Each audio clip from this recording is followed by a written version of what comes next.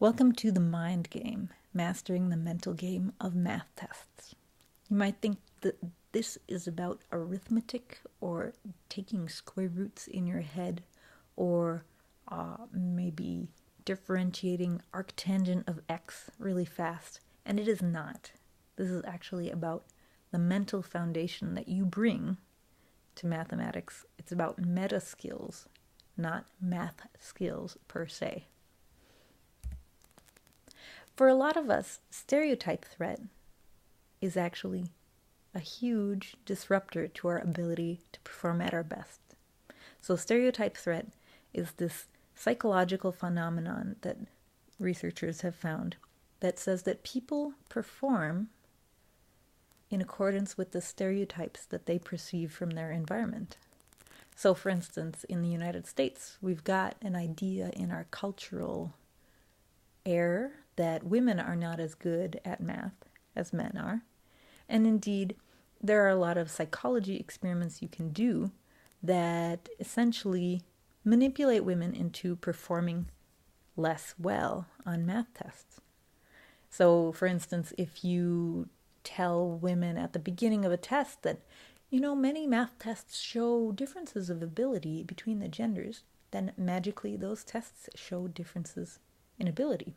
On the other hand, if you assure a group of people taking a test, this test has been examined, and in examination it has been shown not to show any difference between the genders. It is a fair math test. Then, magically, there's no difference in performance between men and women. This isn't just a gender thing. This comes up with black and white students in the United States, Asian students.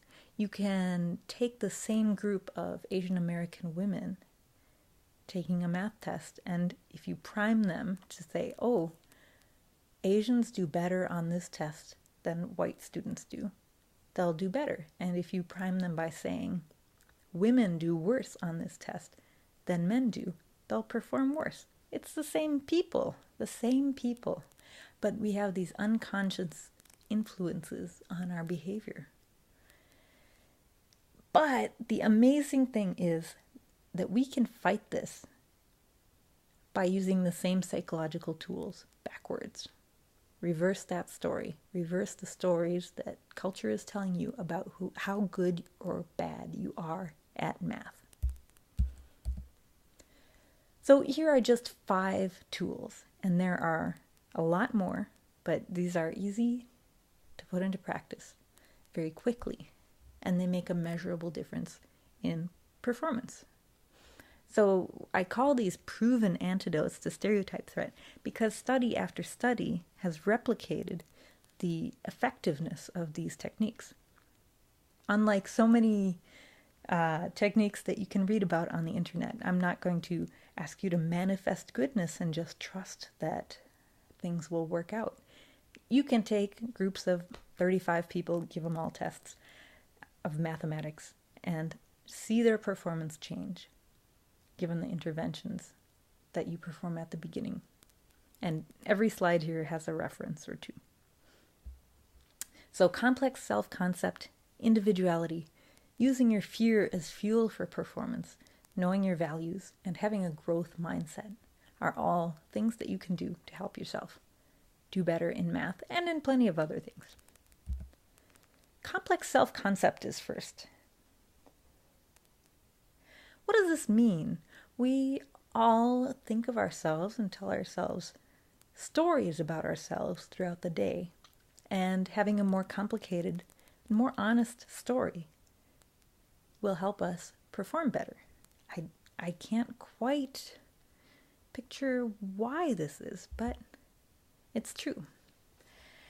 So Gresky, Ten Eyck, Lord, and McIntyre in 2005 had people separate into 2 groups, and they separated these people themselves throughout a class and asked people to draw either a simple self-concept map, just put yourself on the paper and draw 2 or 3 important things about you, or draw a complex self-concept map.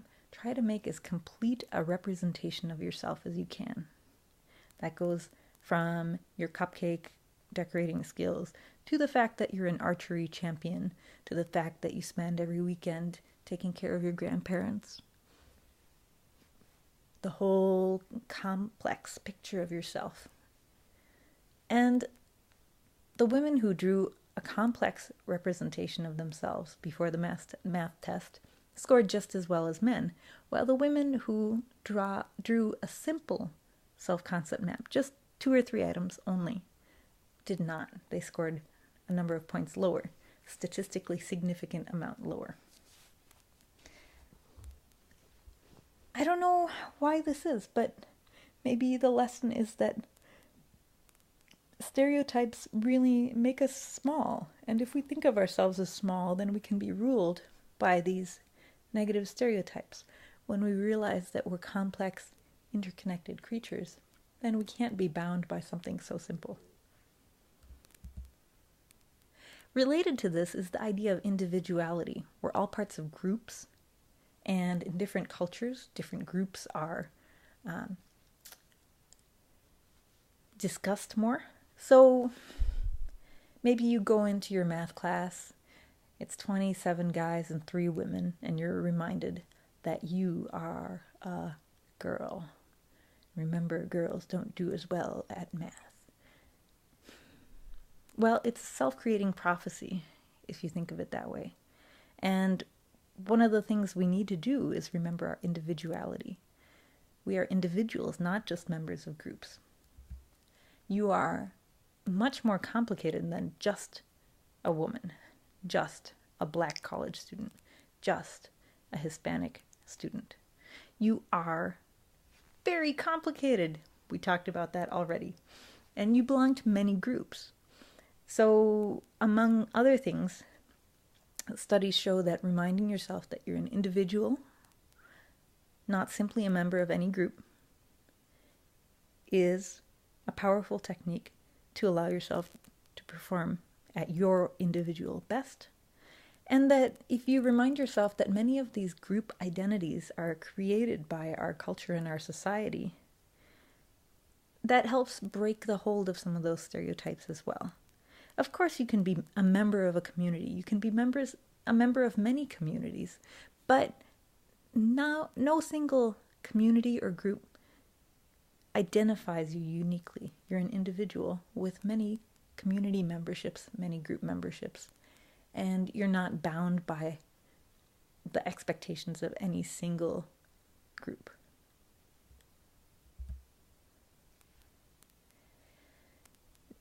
Instead of taking our modern view that you should never be afraid of anything, is that modern? I don't know.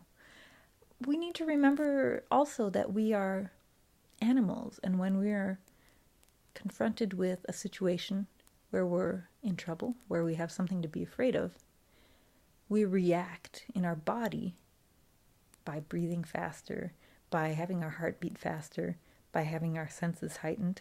And these are all things that we do so that we can perform at our best, so we can make quick decisions, so we can be very alert, so that we can observe everything around us that we need to observe.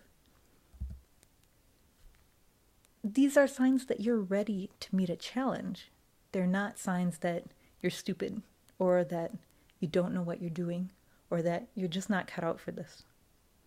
These are the natural things that we do as humans when we're confronted with a threat. And it's true. You should remind yourself by taking a few deep breaths. This math test cannot bite me. This math test cannot reach off the desk and slap me. This math test cannot, take away my dinner even. There are consequences, of course, to how well you do. And those consequences fit into your long-term goals. But in the moment when you're there, faced by a potential threat in the person of 7 pieces of paper on your desk, remember, you are getting this fight or flight response because you want to be able to perform at your peak. You can use that fear as energy, as fuel, so that you can make the quick decisions that you need to make, so that you can do the quick thinking that you need to do. It's totally normal to feel nervous. That's what we do. That's what we do. Use it for yourself. This is a great thing to remember too if you're doing public speaking or something like that. You're ready to speak loudly and clearly. You're ready to make an impassioned appeal. It's not a sign of weakness. It's a sign that you're ready.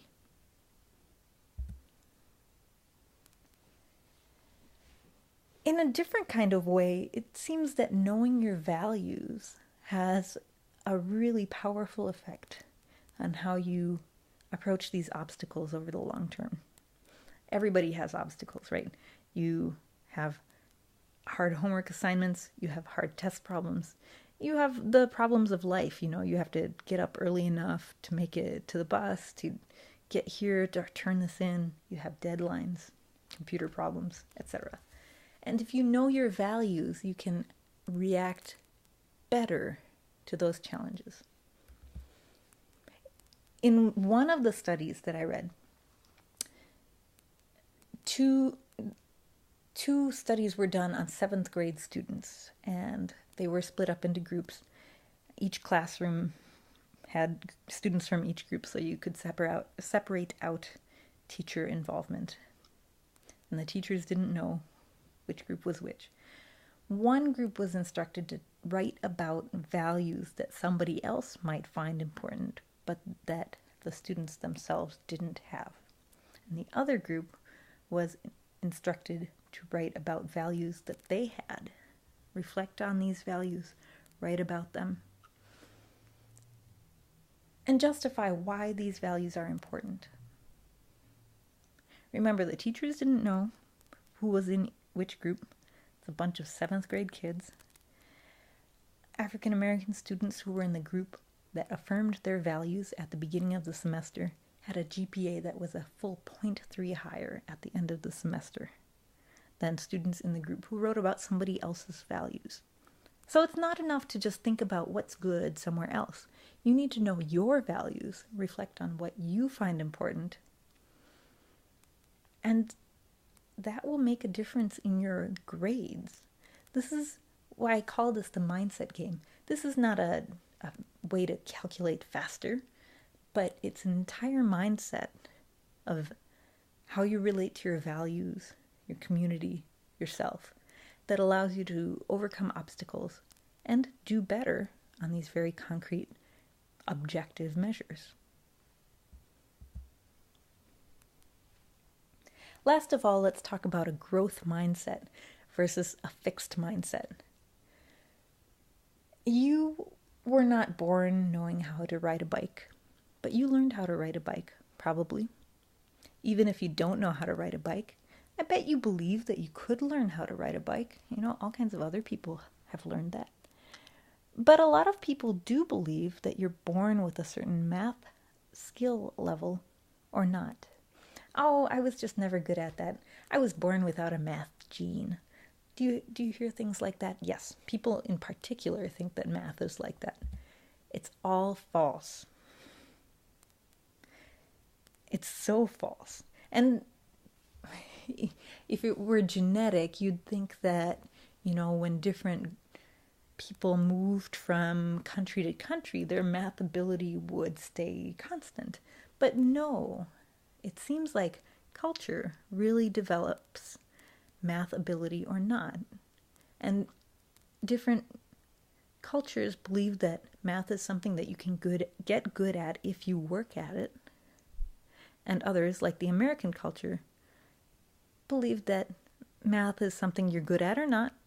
And, however much you work doesn't matter. It's an inborn talent. Totally false. So check out Carol Dweck's book Mindset if you want to read more about fixed versus growth mindsets. This is true. That growth mindset leads to better performance in sports, in literature, in math, every endeavor of human life. If you believe that you can get better, you will look for ways to get better, and then you will do the work to get better.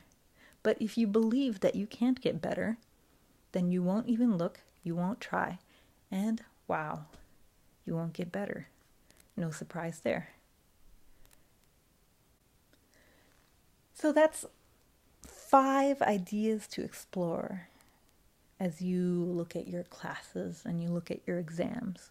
When you're working on any topic that your culture tells you is hard, is a talent that you were born with or not, maybe isn't something that your people do, whatever your people might be, draw on these skills.